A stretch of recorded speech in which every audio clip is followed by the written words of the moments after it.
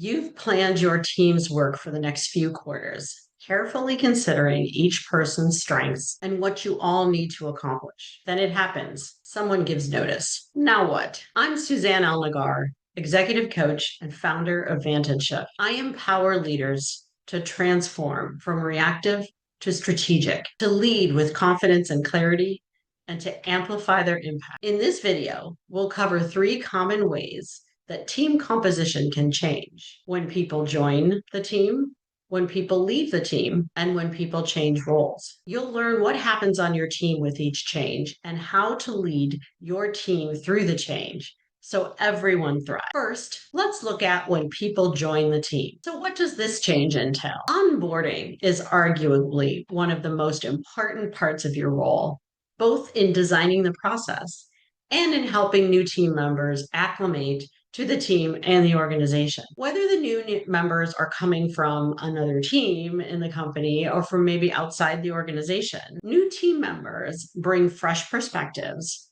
potentially new skills, and a different energy to the team. They add to the overall team capacity, and team structure shifts to accommodate them, or even the creation of new roles. So what's the impact on team dynamics? Well, current team members may have mixed feelings about the newcomers. The additional capacity can be a relief to current team members, but the additions to the team can also put some current team members on edge. This is especially likely if they have responsibilities for investing their time and energy in training the new people. As team members adjust to the new folks, you may also find that even the highest functioning teams can experience some disruption. Thinking about Tuckman's stages of group development, forming, storming, norming, for performing, new team members can set the group back to an earlier stage temporarily. There can also be an effect on working relationships on the team. The subgroups that often form on teams might shift,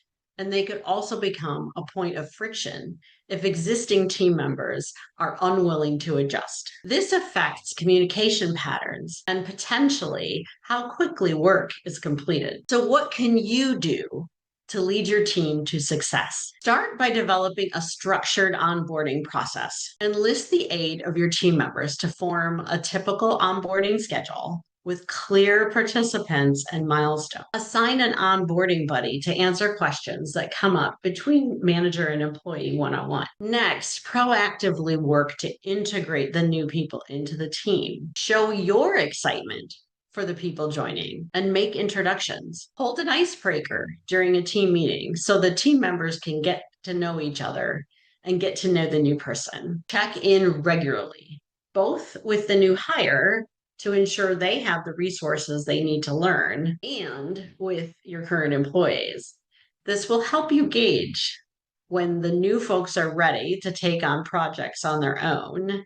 And keeping up your one-on-ones with your existing team members helps you gauge any problems before they become big. So there's a special case here. And what about this special case when you are the new person? So you might perceive some wariness as the team members assess whether they trust you. After all, you're encroaching on their territory. My first piece of advice here might sound counterintuitive, but I recommend that you pretend that everyone's being nice to you, regardless of the reality. People don't just respond to what you do and say, they respond to the emotions that you project as well. When you present as positive and confident, but not arrogant, your team members will respond in kind. Remember that you're the new person and ask questions, listening closely to the answers.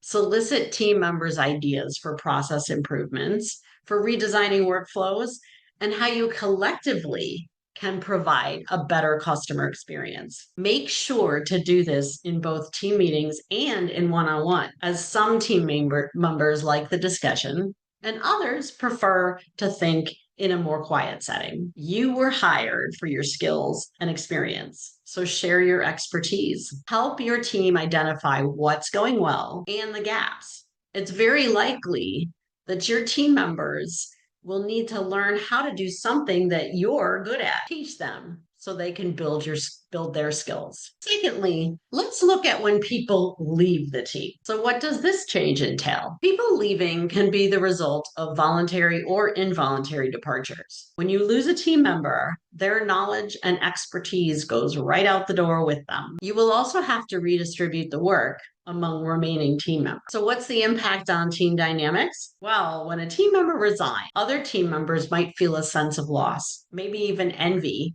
if the departing team member is going on to what they perceive to be a better role. Or they might even feel some uncertainty about the stability of the organization. Layoffs can add to that feeling of loss and uncertainty, with a decrease in morale and trust. There's also grief, and for some team members, survival guilt. Productivity often takes a hit, and team members may start to question their own job security or career progression. This is coupled with the feeling of being overburdened by taking on extra work. So what can you do to lead your team to success? For voluntary departures, you usually have some notice. So use that time to plan the transition. Let the rest of the team know about the departure and give them space to talk about how this affects them. Ask the person leaving to share status on current projects, share assets, and to document workflows. Determine who will help with this work in the short term and ensure that they get a debrief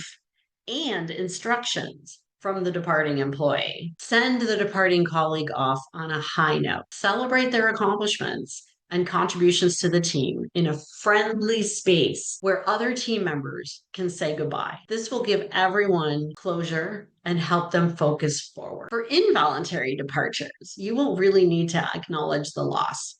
The rest of the team needs to see your heart and feel your empathy as they attempt to get over their own anger, fear, and sadness. Provide a safe space for team members to talk about how the changes affect them and be clear about how the work will be redistributed. Focus the team on achievable day-to-day tasks so they can move quickly to get back to a sense of routine and stability. Thirdly, let's look at what happens when people change roles. So what does this change entail? Sometimes you will lose or gain team members through promotion or internal moves.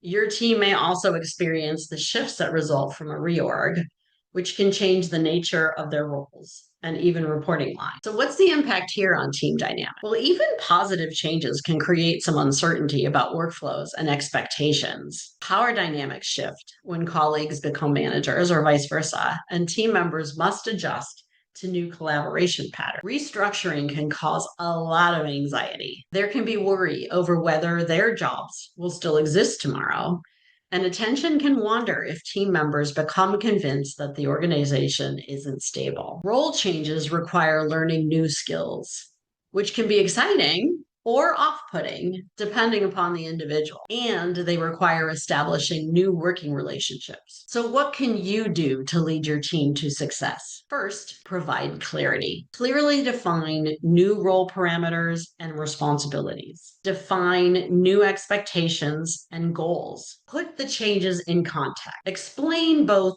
the organizational why and what this means for our team. Update team members on how these changes affect their work and their roles, and identify new collaboration patterns and workflows. Secondly, provide direction and support. Focus the team on the daily work to provide structure during uncertainty. Allow time-boxed venting, followed by brainstorming solutions. Ensure resources and training are made available to those transitioning to new roles. In this video, you've heard about 3 common ways that team composition can change when people join, leave, or change roles.